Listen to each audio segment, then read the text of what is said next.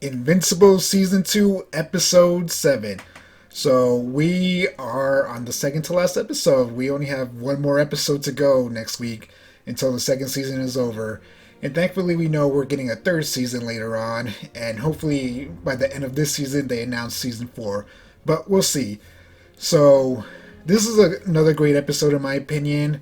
Very emotionally focused on Amber and Mark's relationship, which some people might be over, but it's a very important element to the story and the character.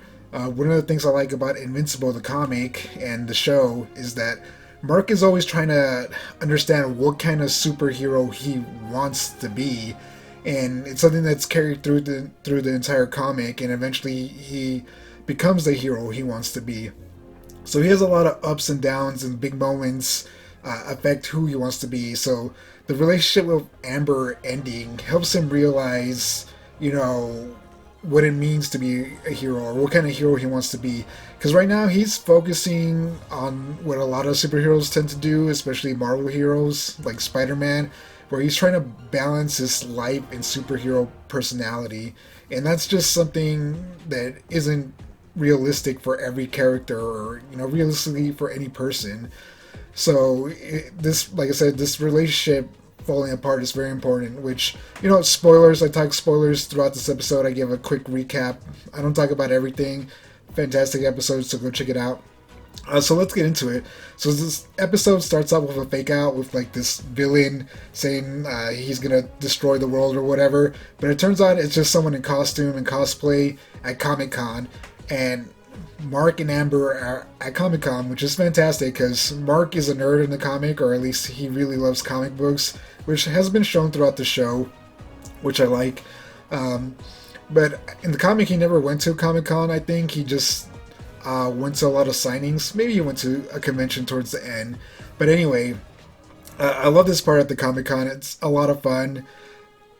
We see a lot of people in costumes, a lot of people in Invincible costumes, which Mark is just like, is that how I look like?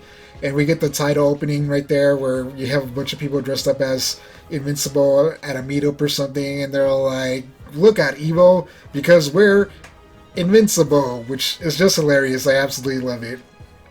So then Mark and Amber go and they meet the creator of Sandstock, Mark's favorite comic book, and Mark asks him about the second season of the show.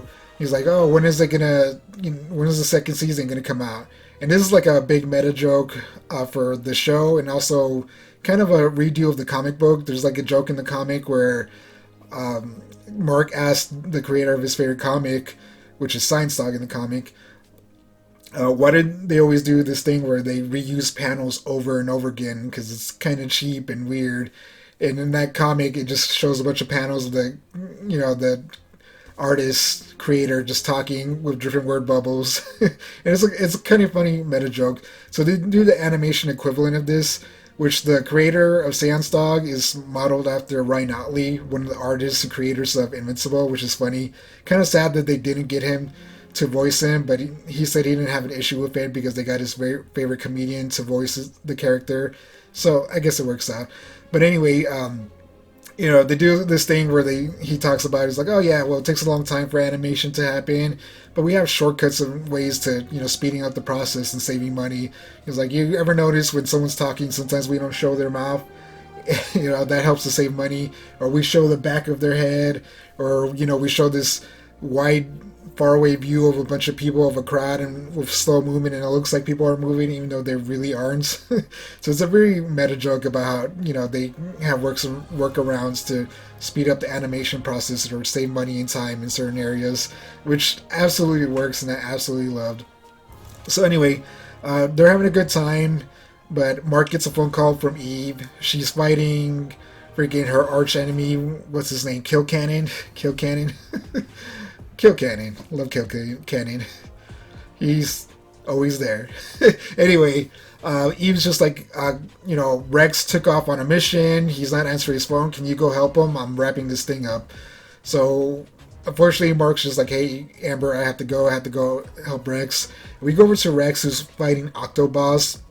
and his minions, his squid minions, whatever they're called. And Rex is, he's trying to work through some of his PTSD. He's upset and having a hard time fighting this big old beast guy because obviously when he fought the Lizard League, he got really messed up. Kate got killed, and Shrinking Ray got really badly hurt. So he fights them, and Octobos talks, and he speaks in kind of like broken English because he's a sweet sea dweller who learned English, but he kind of learned it bad. So he can't really speak it very well, and Rex is just like, why didn't you speak earlier? He's like, I would have had an easier time because it eases his nerves hearing this guy speak.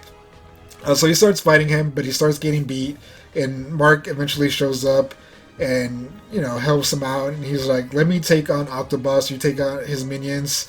And Mark's like, are you sure? He's kind of a big guy. And Rex is just like, yeah, I need this. So Mark fights the minions while Rex fights the Octobus, the big bad guy. And he runs out of boomsticks and everything like that, all of his explosives. So he uses like his new hand that got bitten off by Komodo Dragon or whatever his name is, has like a little gun in it. So he charges it up and then just boom, shoots out this big energy blast and knocks out Octobus. And Rex is just like, I should have done that from the beginning. So then Mark and him have a good moment. Like, Rex is really having this moment these last few episodes, and there's going to be a lot of fans of him, which is fantastic. So Rex and Mark talk a little bit, and Mark's just like, there's a lot of trauma you had, and it's good to see that you're working through it. He's like, I understand how it was. It was hard for me after my dad attacked me. And Rex is just like, yeah, I understand that. I'm like, I'm surprised you got past that or got better. Not a lot of people would have. So it's this nice moment between Mark and Rex, which I absolutely love. Hopefully we get a lot more Rex next season. We'll see how long we have Rex. Anyway, very fantastic, good stuff.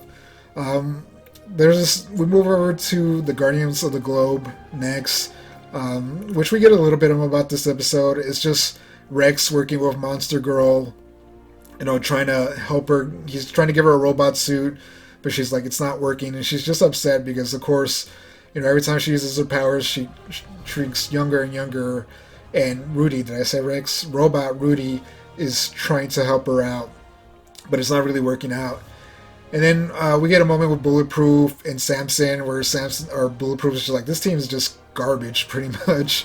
And he points out all the flaws in everyone. He's just like, Rudy stole DNA from his coworker to create a young body for him so he can date another coworker who doesn't want to date him. Mortal's having all kinds of problems. So he points out a bunch of problems. And Samson's just like, okay, well, I feel left out because he didn't say anything about him. And he's like, well, first of all, you're bald. Which Samson, hair was the big thing about Samson. So he kind of jokes around and, calls out his flaws. And Samson's just like, well, first of all, when I first started the superhero thing, I did have hair. I thought it was a funny joke. But he's like, pretty much tells him, Bulletproof, that, hey, we're a family. You just don't understand that right now because you're brand new, but you'll get to understand that. Which is something we saw in the first season where they weren't really connected and they weren't really a good team. And it wasn't until Battle Beast just jacked them all up that they finally started coming together. And eventually, by the end of the season, they became a good team, which we've seen a little bit of this season, but not a lot. I wish we would have gotten more. But then we see the Immortal quits. He tells Cecil that he's quitting, but Cecil's just like, no, it's just a break. You'll be back.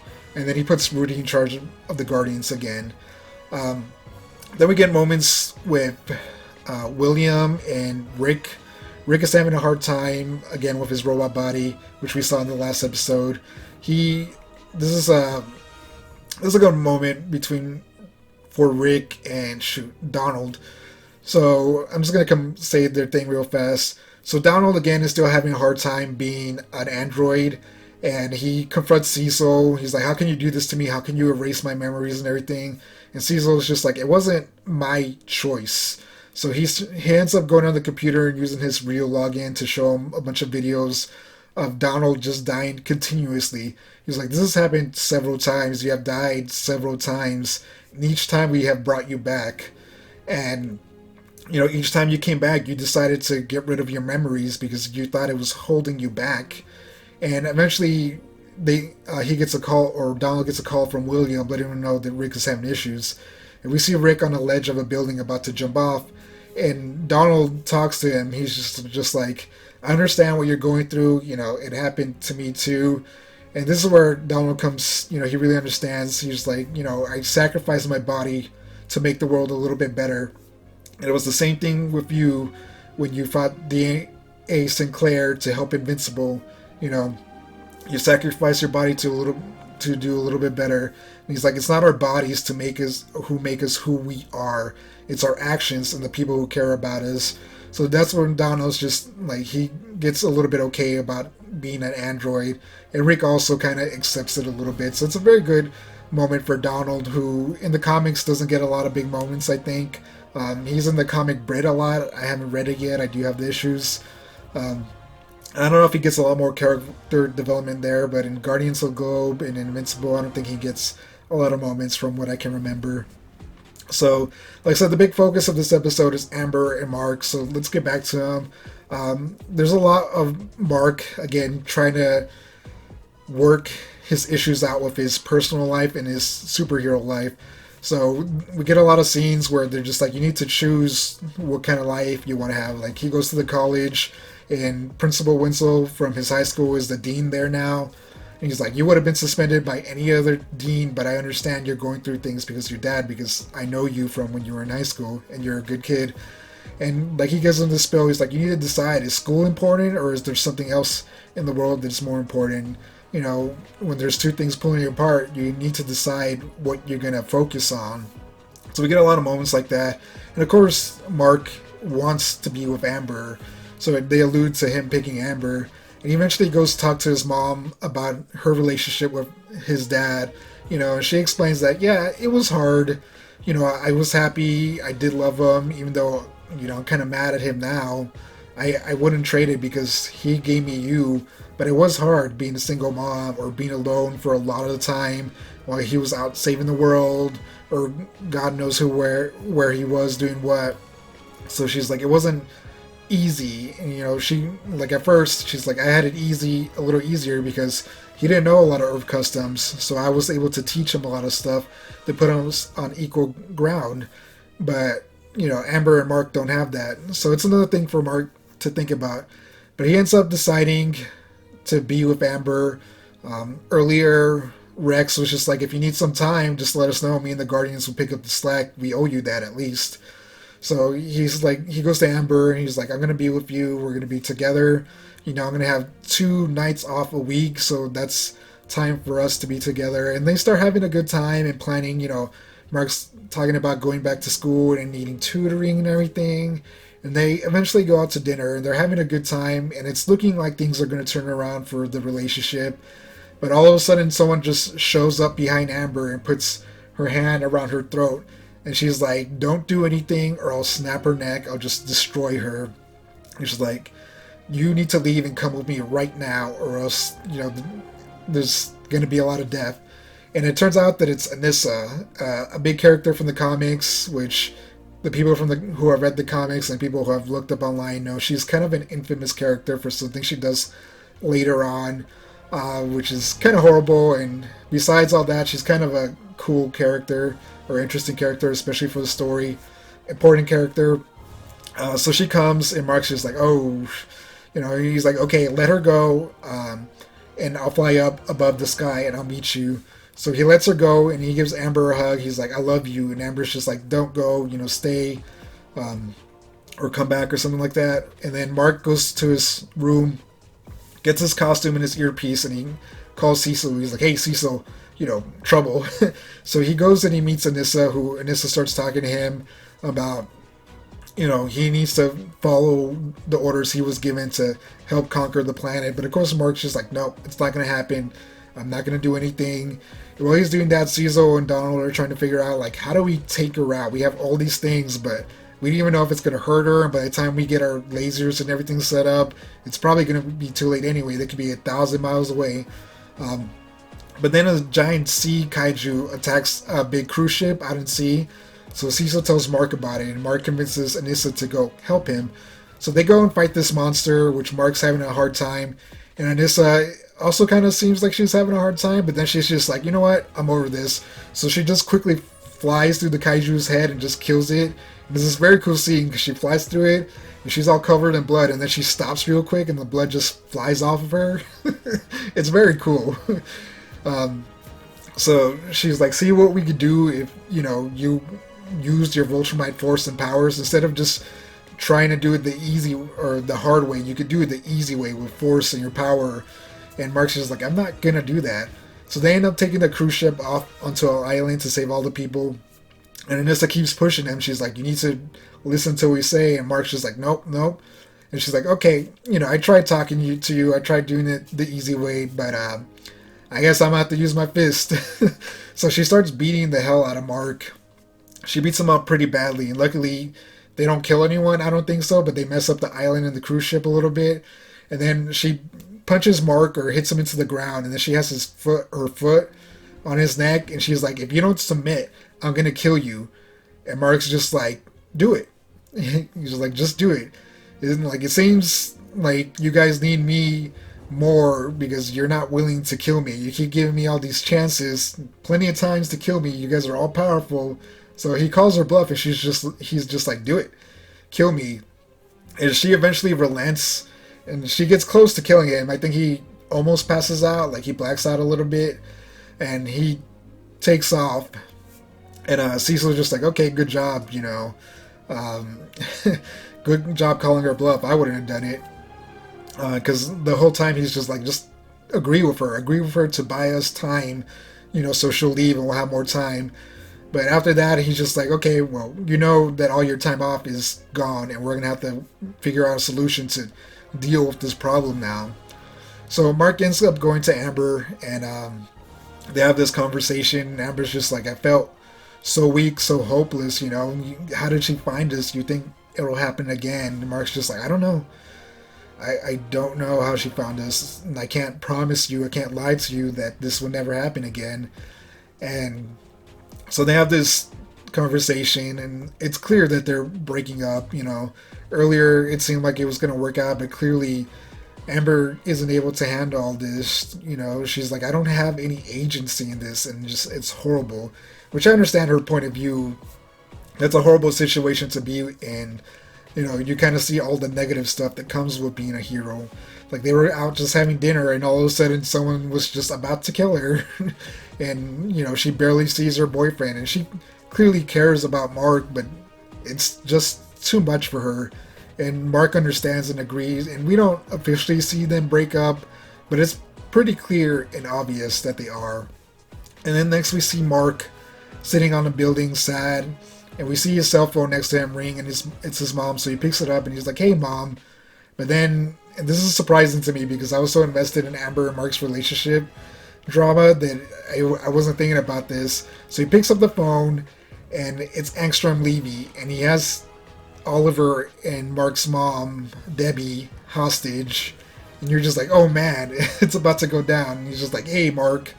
So, like I said, that surprised me. They kind of, like, I've read the comics. I knew this scene was coming. I knew it was going to be next episode or at the end of this episode. But like I said, they did a good job of distracting me enough that I did not see it coming.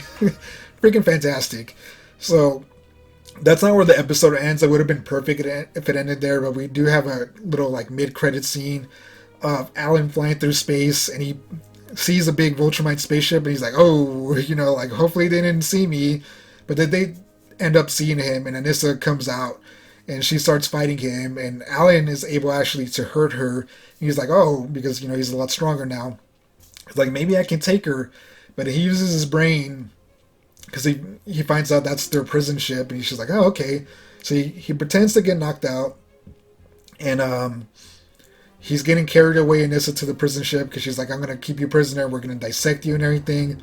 So it looks like he's knocked out, but we see his eye open, and it's clear that he faked being knocked out so he can get to the prison ship, which we know that Nolan is in that prison ship, so we'll see what happens. So this is where the episode ends. Fantastic episode. I think an 8 or 9 out of 10 for me. I loved all the relationship stuff. Like, Action is important. There was some good action in this, good bloody action. That's always important for action superhero stories. But I think the stuff that always makes those stories resonate and people care about the characters is the relationships and the drama and everything like that. You know, you talk about X-Men and Spider-Man. There are some crazy moments, but it's always like, oh, Peter and Gwen and Peter and MJ and this and that, you know. And it's the same thing with the X-Men. Like, oh, this and that. The hard relationships and the interesting stories about characters and stuff that are important. So this is why it's also important to Invincible. I know a lot of people in the first season didn't like Amber, but hopefully by this end of the season they kind of liked and understood her or whatever, or at least liked the relationship drama and how it was helping build up Invincible, even if they don't completely understand it. Like I said, great episode. Like I said, an 8 or 9 out of 10, and it's probably like 8.5. Absolutely enjoyed it. I'm excited for the season finale. Last episode next week. Hopefully we don't have to wait long for the third season. I know they've been working on it for a while now, so maybe it comes out at the end of the year, hopefully, and they don't break it up, because that breakup, I think, really hurt the pacing of this first season for a lot of people. And hopefully they announce season 4. I guess we'll see next week, or after that. As always, thank you for watching, like and subscribe, and I'll catch you in the next one. Peace out.